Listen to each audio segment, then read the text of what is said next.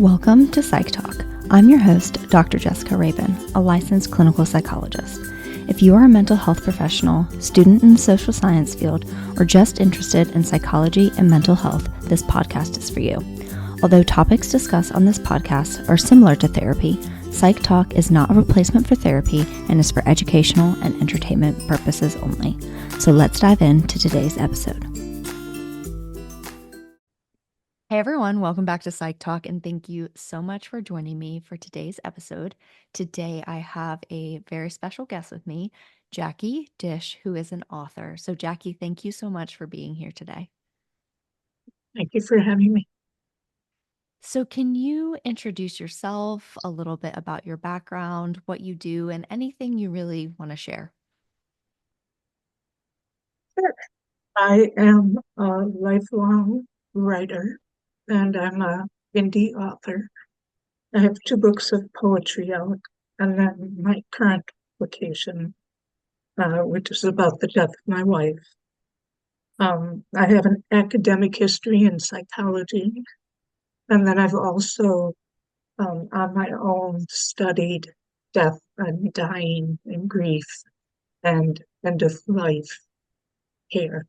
Mm-hmm. Um, In fact, back in 2011, before death doulas became more accepted, Mm-hmm. my wife Katie and I and her cousin Reed, we were studying to do death midwifery Wow. before it became a thing. Unfortunately, it didn't turn out that we could follow that. Um, Mm-hmm. so yeah, I have some experience with uh, studying death and dying, as well as my own experiences with it. Mm-hmm. Thank you so much for sharing all of that. And I don't know if you watched The Pit, the HBO medical drama, but in a recent episode they had a death doula, and Mm. yeah, I think they've become a lot more popular. So even if you didn't pursue that, that's pretty awesome that you started Mhm. like Yeah, looking into researching, studying about that. yeah, it was right at the beginning where people were still kind of like, I don't know about that. But Yeah. um, would have been nice if we could have continued on that, but it didn't work. So, Hmm. And then obviously I'm biased with your background in psychology because mm, as a yes, psychologist. yes. So that's great. And my wife, Katie, she was a licensed psychologist in private practice Oh for wow. about 25 years. Wow. That's when we lived in Minneapolis. So, yeah, Wow. So it's a you have good a fit. lot of a lot of experience with psychology. Um, Yes. Even if you did not get that psychology degree, you probably Mhm. know more than the average uh person. Um, yeah. So as you just mentioned, you're an author. You have published 2 poetry books, and then last year you published a memoir, Losing Katy, a memoir of love, loss, and living grief. And so can you talk a little bit about why you decided to write a memoir about your experiences surrounding the death of your wife, Katy? Yes. Um, Part of it, well, actually, a lot of it was the publishing part of it is I wanted to honor Katie. Mm-hmm. I wanted to uh, tell a little bit of our story and share a little bit of our love. Mm-hmm. Um, the writing of it itself, um, I do a lot of writing. That's how I process things, and um, that's how I deal with things. I say things that it's how I say things that I can't speak out loud. Mm-hmm. Um, and it's also how I record events and experiences and how I feel about it. And my writing really is deeper that way. Mm-hmm. It there's many times where I'll write this, page long thing, and then I'll take that and pull out the main words of it Mm-hmm. so that it just is cut down to a short piece that goes right to the central meaning, that Mm-hmm. all those words weren't really necessary. Yeah. So my memoir is kind of a genre bending book. It's a memoir, but it's also um, pieces of prose and poetry, and it's all dated and it's in chronological order Oh. so that it shows death is or grief is not linear, Mm-hmm. that you can come back, it'll come back in different ways, um, but still, the same general feelings or experiences. Um, so I picked um, the pieces to go into this book, and some of them are 2 sentences long, and some of them are 3 pages long. So, um, and the other piece of that, which was probably more subconscious, is I know that when you're grieving, you don't have a lot of brain power to read big, long, deep things, you know, Yeah. like whole chapters of a book or something. And so that's another thing I think about my writing that makes it more accessible for someone who's dealing with grief, Mm-hmm. um, that you can just pick it up and read a page and, Yeah. see how if it rings true for you, or, if it doesn't, then you just disregard it. Yeah. Um, so mostly the thing that surprised me the most about the book is the amount of love that came through. I hadn't experienced that with grief before. Mm-hmm. Um, and people would talk about how, grief is, you know, what you feel when for the person you love when they're not there. And it's how grief and love are connected. And I could never really get that Yeah. until Katie died. And then I was looking at my writings and I was like, oh, I get it now. Yeah. And correct me if I'm making a wrong assumption, but it sounds like maybe even in the moment of writing, you didn't see it necessarily until you were reading through your writings and kind of Exactly. picking the pieces and you could see the love Yeah. flowing through. Yeah. Mhm. And And so and that's no, I'm sorry. you go ahead.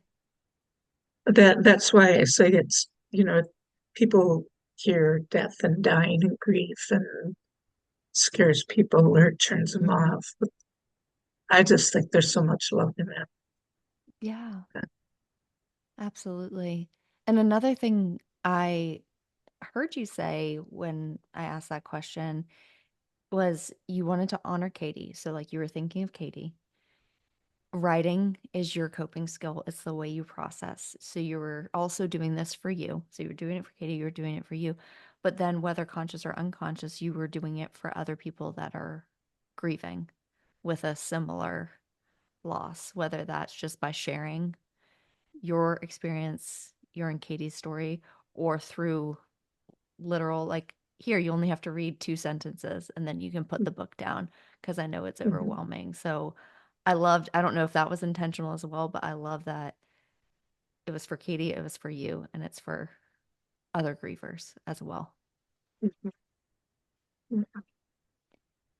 So it's not your typical 80,000 word memoir, Yeah. um, but I think it's easily accessible in Hmm. terms of language. It's not abstract.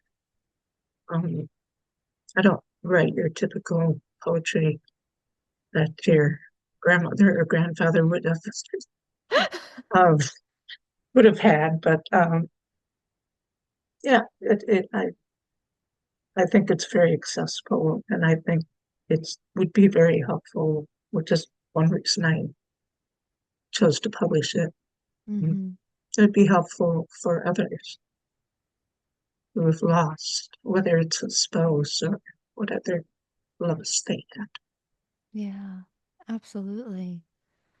So, what is something or some things that you wish people understood better when it comes to grief surrounding the death of a spouse? Because it sounds like you actually surprised yourself that love and grief can go hand in hand. But are there things that you wish people who haven't gone through this would understand when it comes to this type of grief? For me, it would be, first of all, I have to backtrack. First of all, um, I think grief is universal.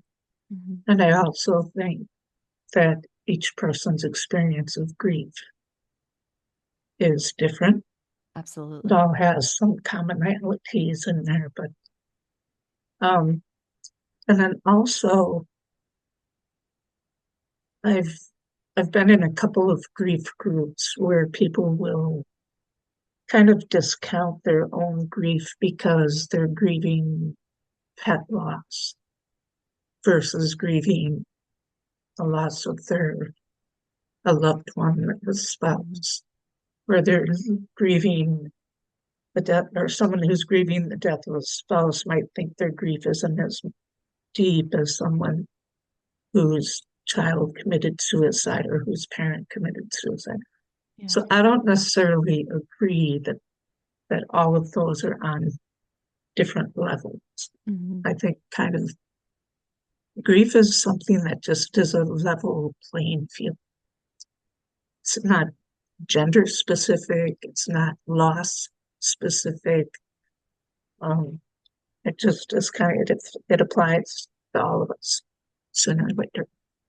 Yeah. Um, but for for me, losing Katy, it's and I've had a lot of losses in my life, friends, my parents, Katie's parents. Um, and Katie's was just, it blew me out of the water.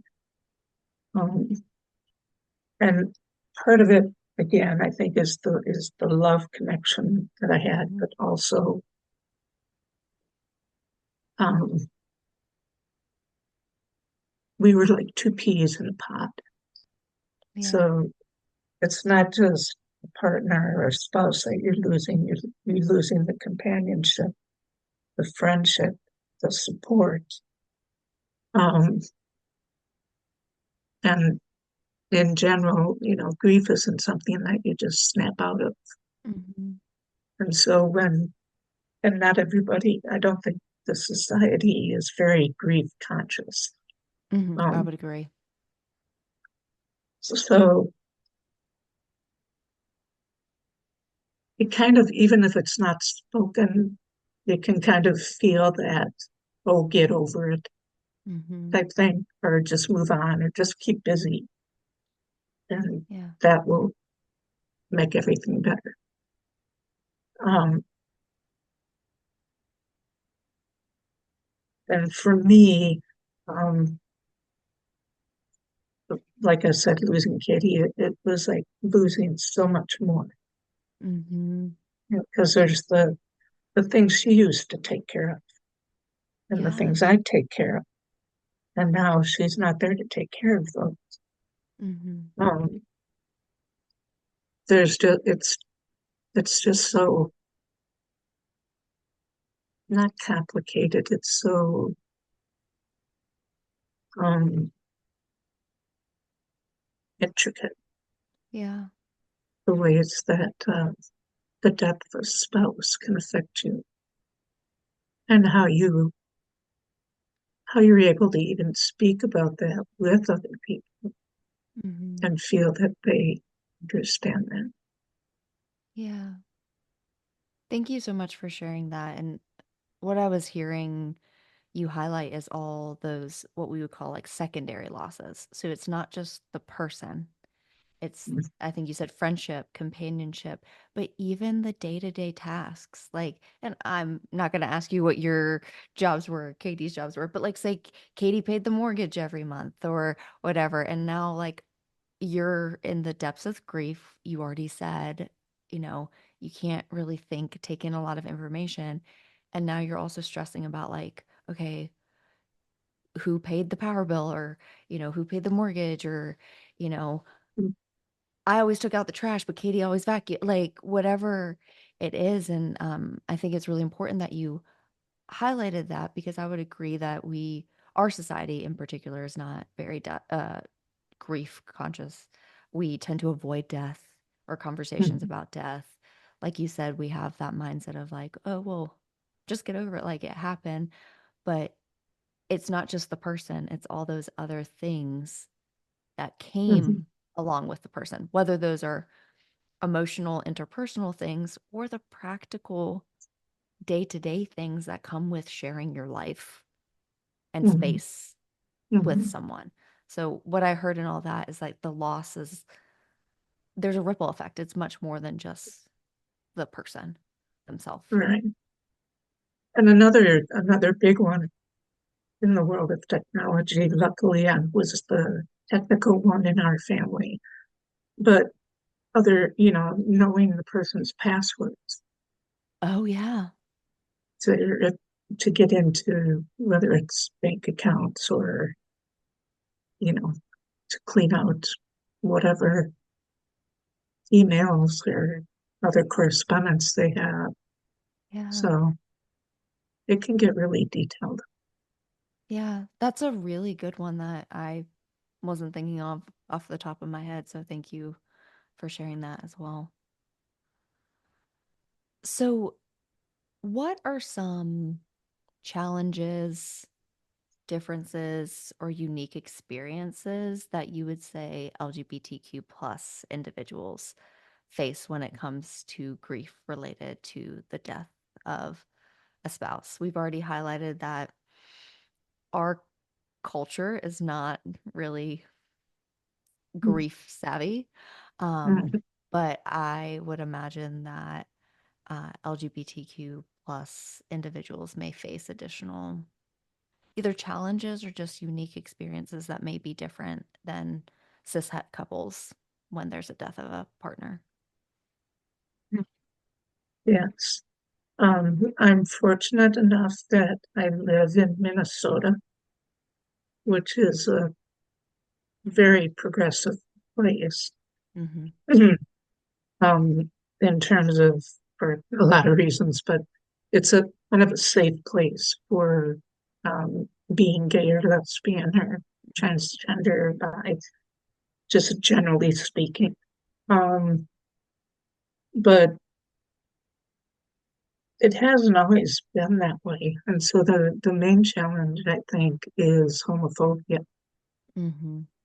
and feeling like if you're in a relationship where you can't be out about it with Yeah. anybody, like at work or other places, I think that really deepens the grief because you can't say, I just lost my husband or I just lost my wife, Yeah. um, or I just lost my spouse because you have to, on a daily basis, put on the face that they're just a friend or a good friend or whatever. So you Yeah. kind of have to mask Mm-hmm. your grief. Yeah. And that's not good for anyone to have to go Absolutely. through. Absolutely. Um, so I think that's the main thing and I think it stems from being homophobic. Many of the challenges. Yeah. Well, I mean, we've already indicated that like grief is hard anyways, like especially when people are saying get over it or non-verbally communicating that. But if you're having to mask your grief or, say you are in a place that it's not safe to be out, and so people think it's just best friend or your roommate or whatever they Exactly. think, Hmm. yeah, it's still a loss. And going back to what you were just saying a few moments ago about it's not just the person, it's the friendship, it's the companionship, it's the love, it's the passwords to each other's Exactly. like Hmm. things. And so you're masking your grief or and people aren't really understanding the significance of the person that you lost as well. Hmm. Right. And so I know a lot of times too, um, in LGBTQ plus communities, there is like a chosen family. Going stemming off that like homophobia, and unfortunately, a lot of people aren't accepted in their families still, even though it's Hmm. 2026. So Right. can you talk about like ripple grief when it comes to experiencing grief and having a chosen family? Anything you want to talk about with regard to that? Yes, I can try it. Now, my thought is that um, grief touches everyone, Mhm. whether you're with a chosen family or your biological family. Um, and I have a little different take than most people on grief. I love it. So, Share you know, it. so some people might not agree with me, and that's fine. But I don't, I myself, in this moment anyway, I haven't experienced um,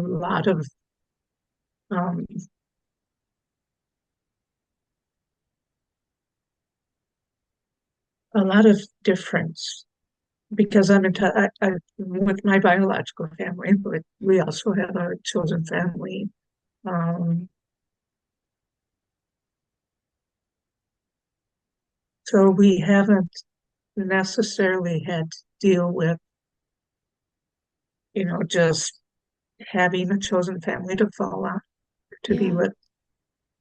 Um, so for me, that one's a little more difficult to talk about in terms of highlighting uh, specific differences.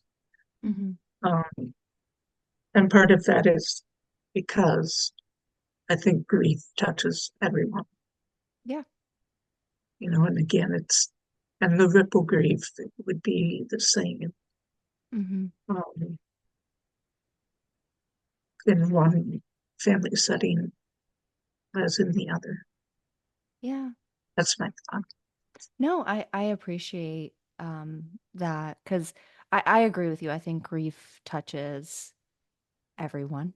And there is that ripple effect, whether it's in your biological family, your chosen family, whether you are lucky enough to have both, and that level of support.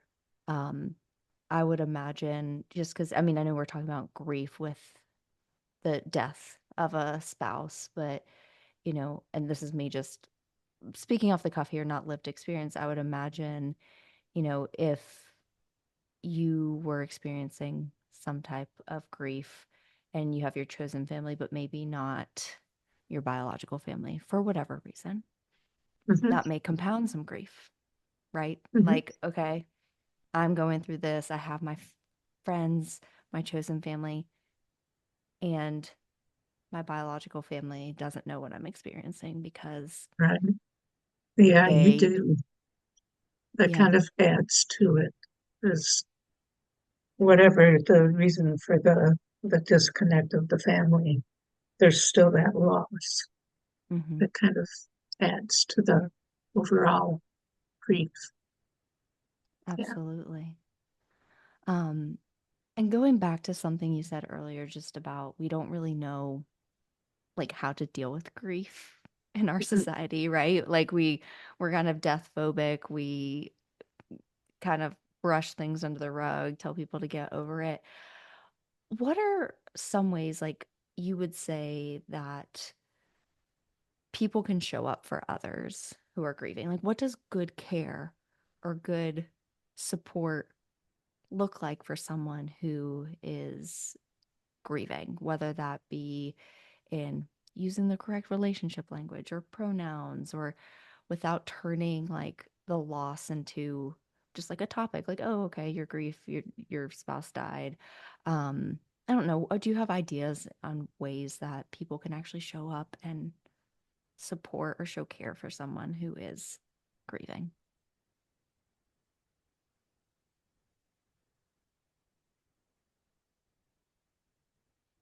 There's a couple of ways that I think about that. And again,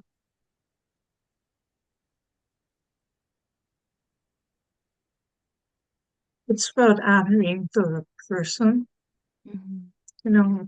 Um,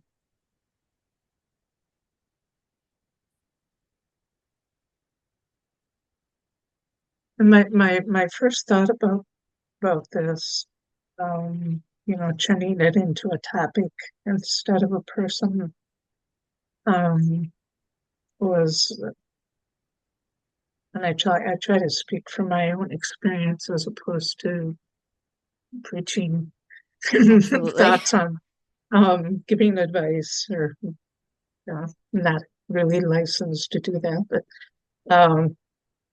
so the way that when I was first thinking about this, it was about um, how um, if the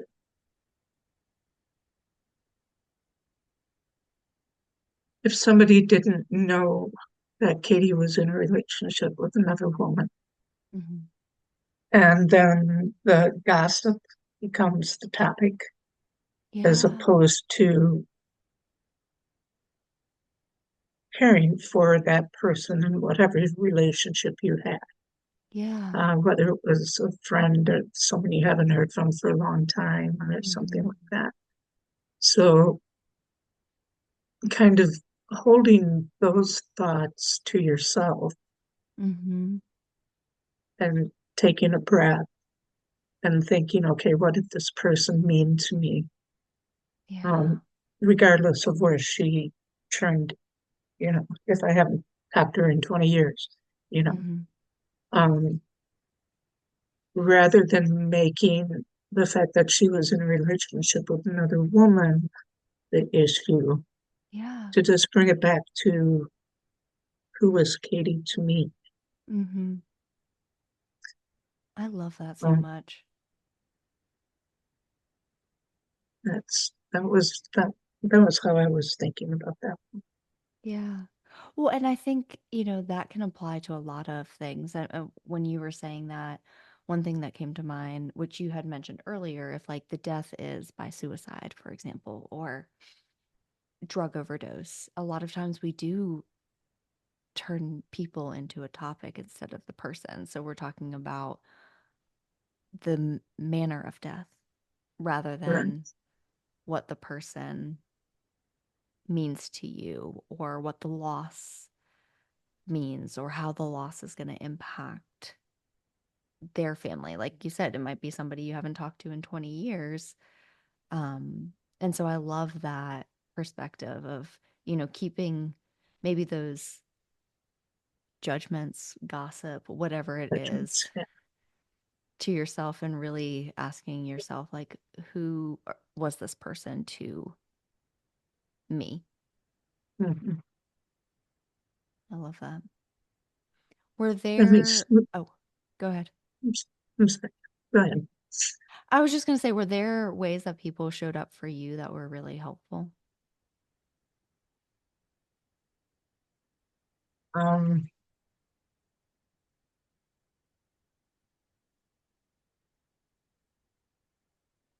yeah,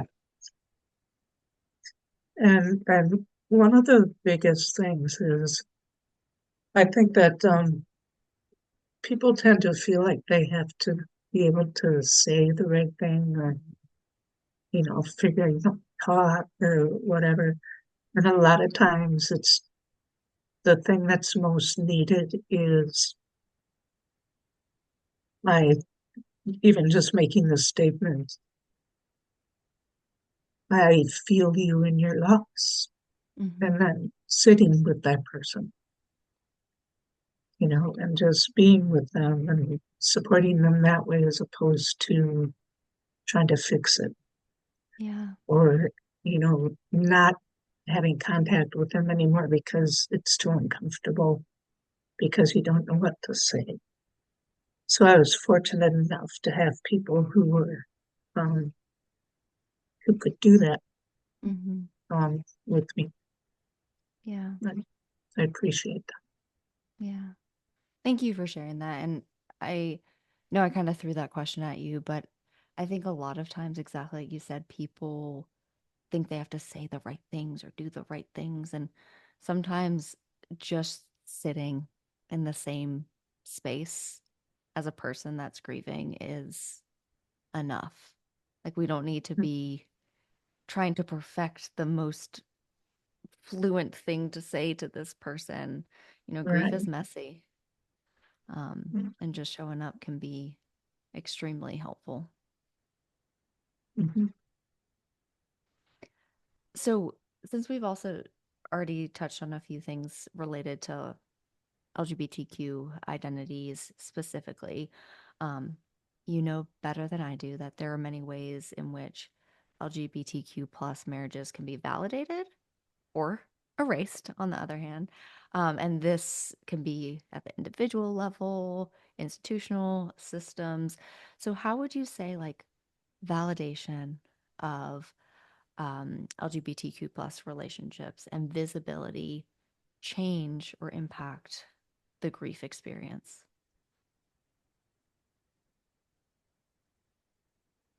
Part of it goes back to a homophobic society. Hmm.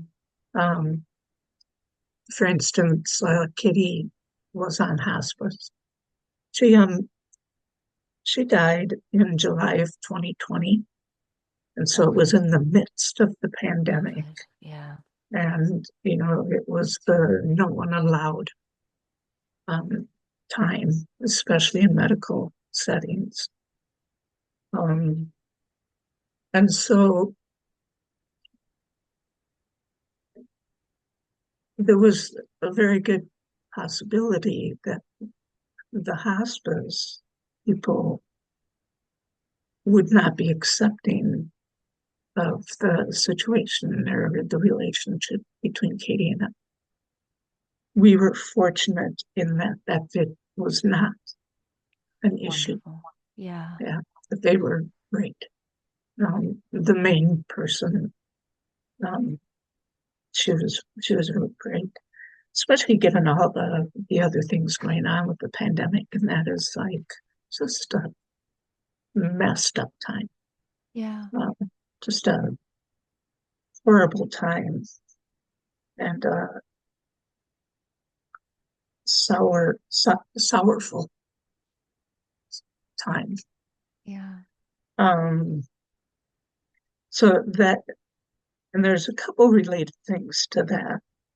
Um, what I've learned over the years is it's very important if you're in a committed relationship, whether you're married or it's just a committed relationship, do your wills, Hmm. do your healthcare directives, because that is what is going to give you the legal power.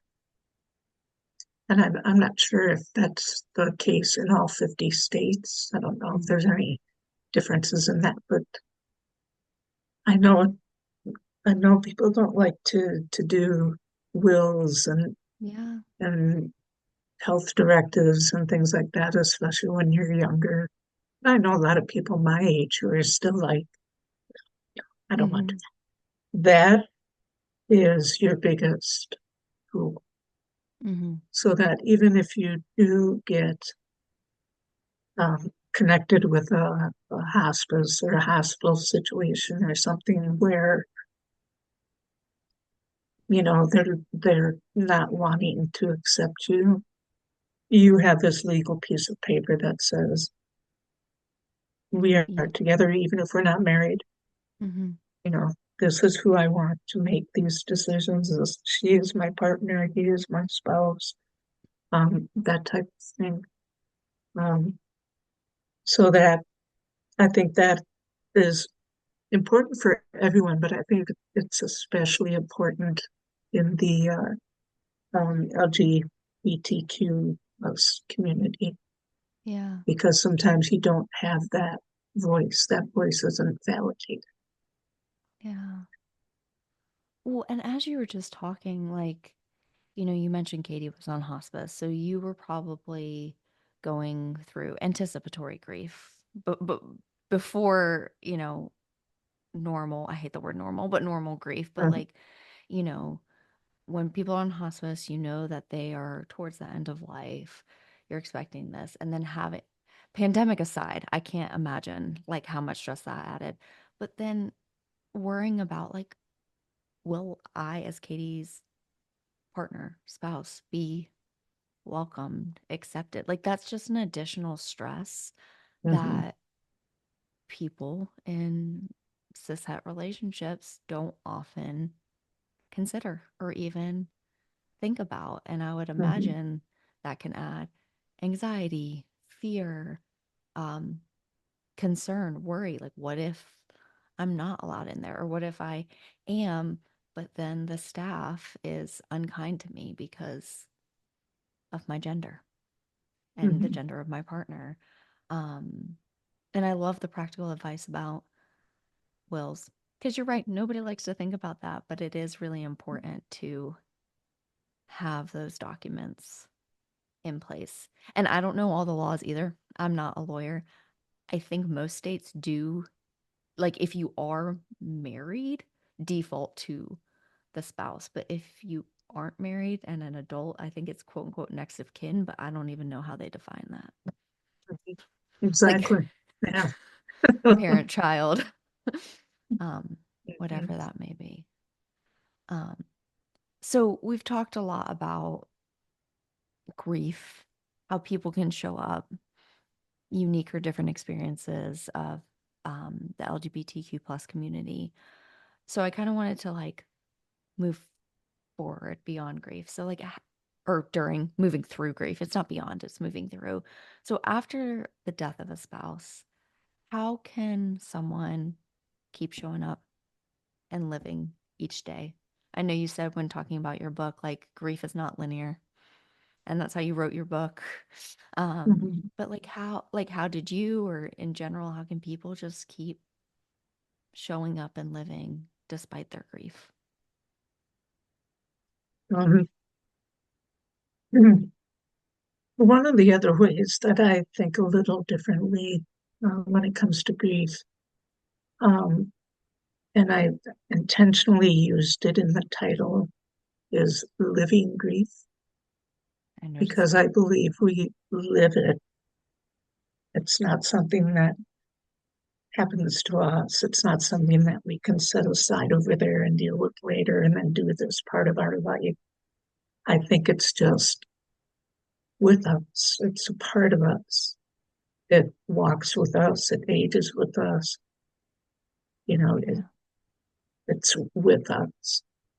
And and again, it's kind of hard in the current culture of death and grief. But you have to honor your own grief, Mm-hmm. and by living it and by letting yourself experience it, that is how you most authentically become. Um,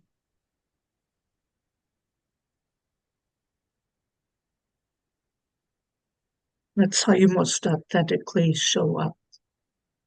You know, it gives you the energy to show up for one thing because you're not having to spend that energy pushing your Mm-hmm. grief aside.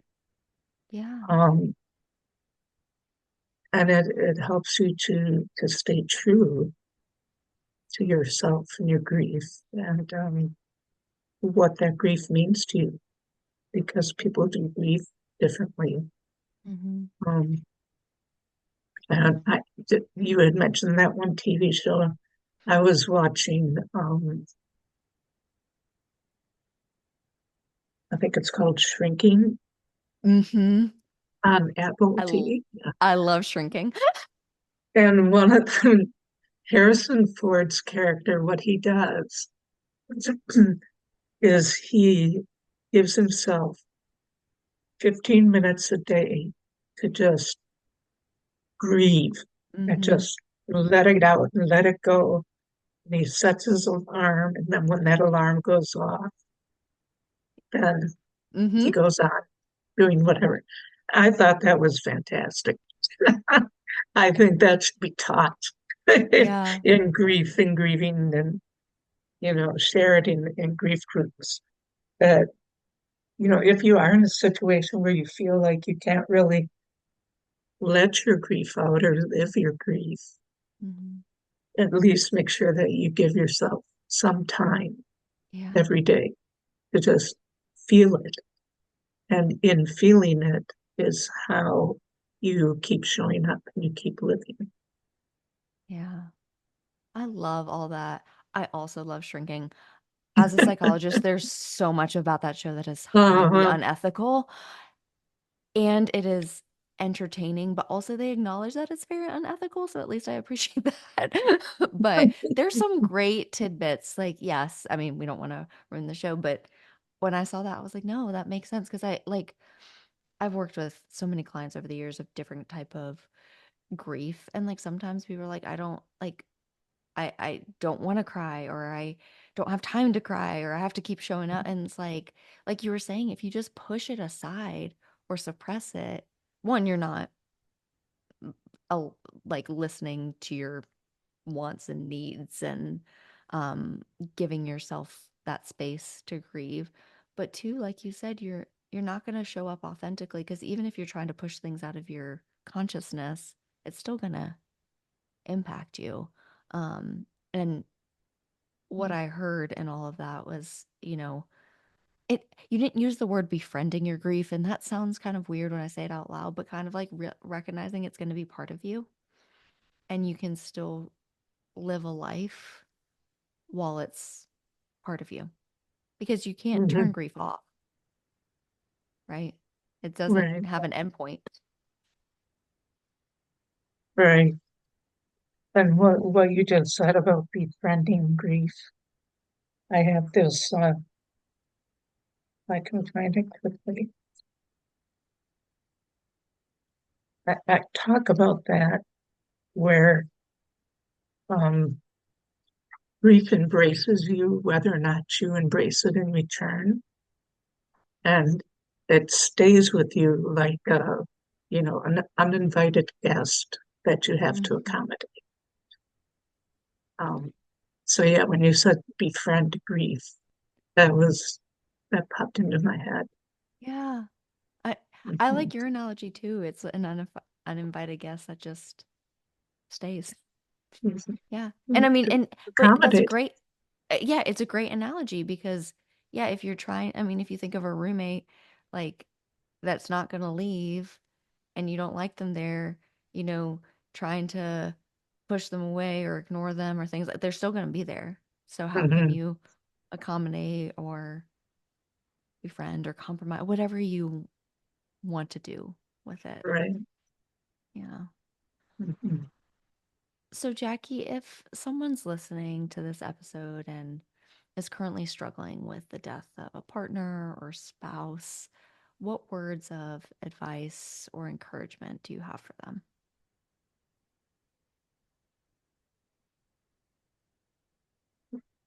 Couple of things. Um, the first thing that comes to mind is just keep going. Just keep doing what you can do. Mm-hmm. Um, and then one thing that I found helpful was when you feel like you can't do anything at all, is you just do one thing, Mm-hmm. even if it's moving the dirty plates sitting on your table into the kitchen. And if that's all you can do, just do that. And a lot of times that will lead to um, another small thing that you can do. Like maybe next time you'll just do the dishes instead of cleaning the whole house. Mm-hmm. Um,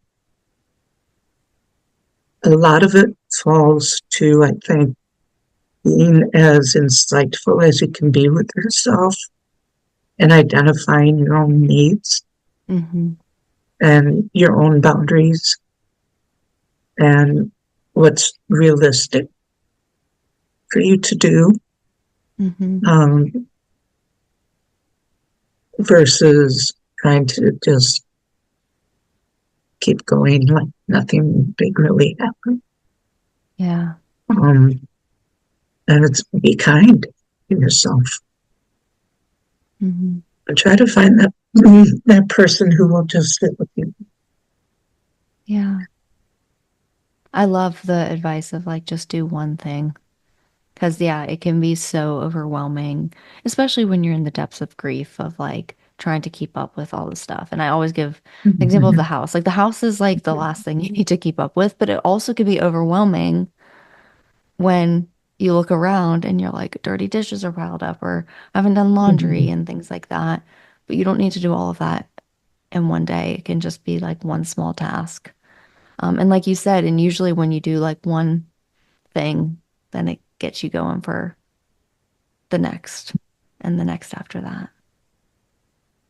Yeah, I got that from a piece of writing, and unfortunately, I can't think of who the author was, but that's where I got that idea. It was just, and literally, there was a lot, very frequently.